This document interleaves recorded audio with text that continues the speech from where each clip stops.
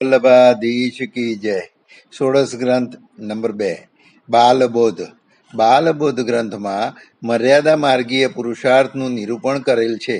પુરુષાર્થ એટલે દુઃખની નિવૃત્તિ અને સુખની પ્રાપ્તિ કરવા માટે કરવામાં આવતો પુરુષાર્થ. પુરુષાર્થના 4 પ્રકાર બતાવ્યા છે: 1 ધર્મ, 2 અર્થ, 3 કામ અને 4 મોક્ષ. આ ગ્રંથમાંથી શ્રી મહાપ્રભુજીએ મોક્ષ પુરુષાર્થનું નિરૂપણ કરેલ છે.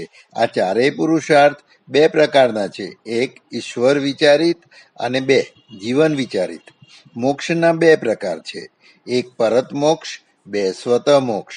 જગતની ગતિના 3 પાસા છે: 1 ઉત્પત્તિ, 2 સ્થિતિ પાલન અને 3 લય.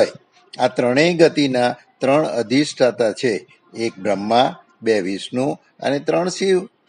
વિષ્ણુની આરાધના કરવાથી મોક્ષ સિદ્ધ પ્રાપ્ત થાય છે અને શિવજીની આરાધના કરવાથી ભોગ સિદ્ધ થાય છે.